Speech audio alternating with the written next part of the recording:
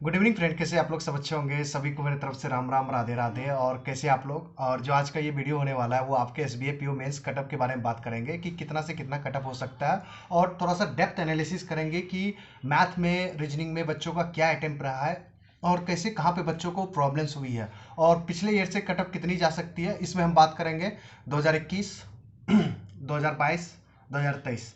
तो ये तीनों का कंपैरिजन करेंगे। आप देखना, बहुत मजा आएगा। ठीक है, लास्ट तक देखना। अगर वीडियो पसंद आए तो लाइक कीजिएगा, सब्सक्राइब कीजिएगा और अपने फ्रेंड के साथ शेयर कीजिएगा। तो चलिए स्टार्ट करते हैं। सबसे पहली बात बता देता हूं, तो एक्सपेक्टेड कटअप मेरा जो है, मेरा मानना, ये सिर्फ मेरा पर्सनल थिंकिंग है।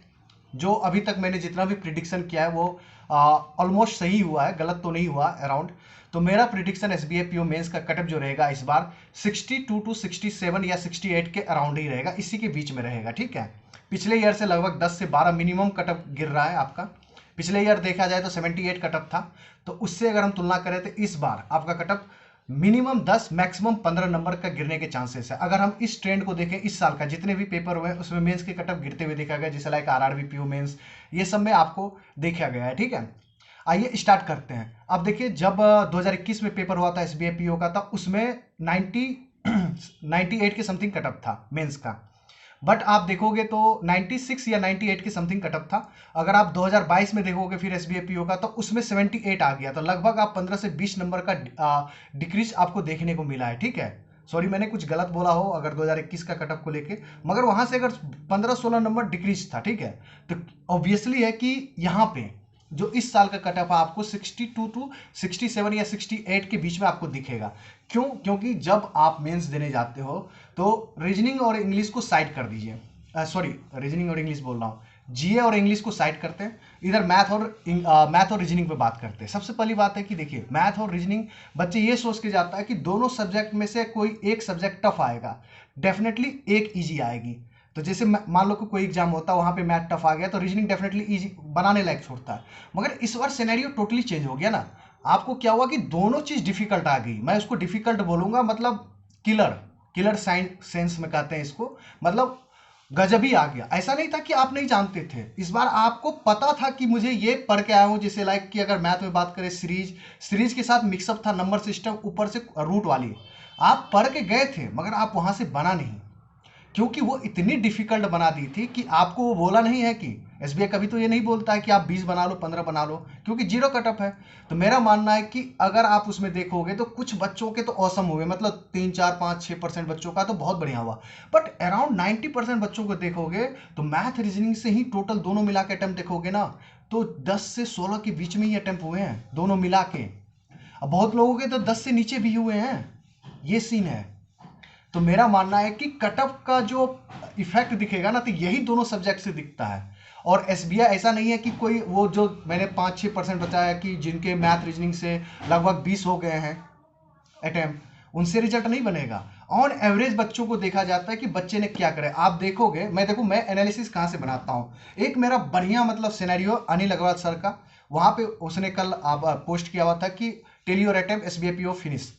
तो उसके नीचे में जो कमेंट आता है ना, वो रॉ कमेंट देखने को मिलता है। आप वहां पे देखोगे तो मैथ में कोई बच्चा 3 बना रहा है, कोई 1 बना रहा है, रीजनिंग में देखोगे तो 7 बना रहा है, कोई 8 बना रहा है। इवन बेहतरीन यूट्यूबर्स भी जो है, जो जिनका मेंस था, जैसे गर्ल्स में है बहुत सारे बच्चियां, या आप कह सकते गर्ल्स हैं, बॉयज हैं, उनके भी अटेम्प्ट देखोगे तो मैथ्स में आपको रेंज आपको दिखेगा 5, 6, 7 इस तरह से। रीजनिंग में भी वही, कोई बना है तो 13, कोई बना है 10 से नीचे, तो इस तरह से। तो इसलिए बोल रहा हूँ कि एक रेंज देखोगे ना मैथ का, अटेम्प्ट देखोगे, तो इसलिए मैंने कल भी बताया था कि 10 से 18 के बीच में दोनों मिला के एक अच्छा अटेम्प्ट किया, गुड अटेम्प्ट है। ठीक है, अब आइए जीए की बात करते हैं। जीए का तो देखो, हाथ पैर सर कुछ नहीं होता है। लोग तो जो मन होता है निकल के बाहर आता है, फेंक देता है कि यार सर मैंने 34 बनाया है। अरे आप तो कल ही पढ़ाए थे ना, अरे कल ही पढ़ाए थे ये क्वेश्चन सर, मैं बता रहा हूँ ना, याद नहीं आ रहा है, मगर आपने कल ही पढ़ाया था।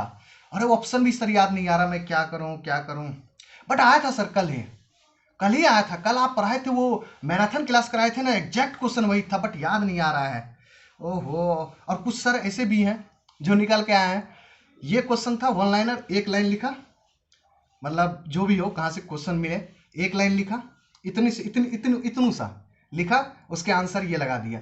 अरे महागुरु, अरे महासर, थोड़ा सा रिस्पेक्ट कीजिए एसबीआई का। वहाँ पे लैंग्वेज क्या था क्वेश्चंस का, उसके बाद पूछने का तरीका क्या था, बच्चे से पूछें। या ऐसे तो नहीं है सिर्फ ये अच्छा ये आंसर हो गया, नहीं महागुरु ऐसे नहीं था। प्लीज बच्चे को बरगलाइए नहीं। 1 घंटे में आपने क्वेश्चन करवा दिए जीए के, 40 के 40 करवा दिए, 50 के 50 क्वेश्चन करवा दिए, सॉरी। बट उसमें से आपने बोला कि 10 question out of the box था। देखिए मेरा मानना है कि 50 क्वेश्चन जीए पूछा था, उसमें से 10 से 15 question out of the box थे, जिससे तो कुछ पढ़ा हुआ नहीं थे। अब वो जो ईरान वाला एक क्वेश्चन था, सॉरी इजराइल वाला क्वेश्चन था, वो हिस्ट्री से पूछा गया था क्वेश्चन, उस पर माथापच्ची कर रहे हैं लड़के। मेरा मानना है कि अगर जो बच्चा 6-7 महीना डिटेल में पढ़ गया ना, आराम से 20 से 30 के बीच में नंबर ला सकता है। मेरा मानना है कि बहुत अच्छा नंबर है। आज ये हलवा नहीं था, यहाँ से आ गया। आप देखोगे ना मेजोरिटी ऑफ क्वेश्चन सितंबर अक्टूबर से ही आए हैं, बट इतना डिटेल में आया है। मैं आपको कल ही प्रूफ दिया था। लोग बोलते हैं ना कि कहाँ से आया कहाँ से, भाई अभिजीत मिश्रा सर से आप पढ़ के देखो ना, आएंगे क्वेश्चन। मैं अभिजीत मिश्रा सर की बात नहीं कर रहा हूँ, आप कहीं से भी पढ़ रहे हो, any of the teacher on YouTube कहीं से भी पढ़ रहे हो। मेरा मानना है अगर आप बिना डिटेल पढ़े हुए क्वेश्चन को गए हो तो नहीं बनेगा, लिख के ले लो। मैंने अपने ग्रुप पे लगभग 20 क्वेश्चन कल ही रात में आपको सेंड करा था, शाम तक में ही, कि देखो यहाँ से क्वेश्चंस आए थे। अगर मैं बैठ के करने लगूँ ना, वो 40 के 40 क्वेश्चन डिटेल में मैं 50 क्वेश्चन करवा दूँ। तो ये थोड़ा सा डिफरेंस है, करंट अफेयर पढ़ना पड़ेगा। ये लोग जो आपको, कुछ लोग यूट्यूब पे उल्लू भी बनाया है। कुछ लोग तो ऐसा हुआ कि जब रिजल्ट आया एसबीआई पीओ का जब रिजल्ट आया प्री का, तो मेंस के लिए आपको शेड्यूल लेकर आया, तो उस बच्चे को जिसको आप फॉलो करते हो उसने क्या बोला कि मैं एफएट्स क्लाउड का वीकली करूंगा, इसका करूंगा। बट जब मेंस देने के बाद क्या बोल रहा है कि मैं तो मॉक ड्रिल करके गया था। तो ये सिनेरियो चेंज हो गया है। मेरा मानना है कि आप अपने टीचर पे बिलीव करो, बिलीव करना सीखो, और थोड़ा सा अच्छे से पढ़ो। ये एग्जाम, प्री एग्जाम के भरोसे मत बैठो कि प्री एग्जाम निकल जाएगा ना तो मैं कर लूँगा या कर लूँगी, तो इससे आपके फंस जाओगे, नहीं बनेगा। एसबीआई क्लर्क सबसे बड़ा एग्जाम्पल सेट करेगा। 2 शिफ्ट में पेपर होते हैं, कहीं एक शिफ्ट में जीए इजी आया तो दूसरे शिफ्ट में आपसे बनेगा नहीं, इतना लिख के ले लेना।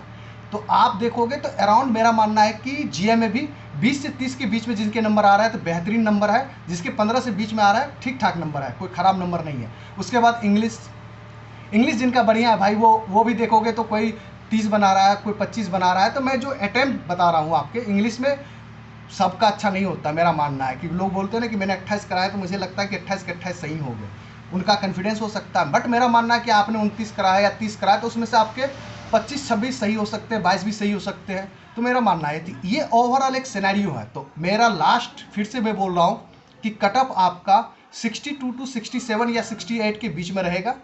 ये सारे मैं डिस्क्रिप्टिव वगैरह ऐड करके बोल रहा हूँ, क्योंकि जो 78 कटअप था वो भी डिस्क्रिप्टिव ऐड करके ही था। जो पिछले ईयर 2021 का कटअप था वो 92 से लेकर 98 के बीच में जो भी कटअप था वो भी डिस्क्रिप्टिव ऐड करके ही था।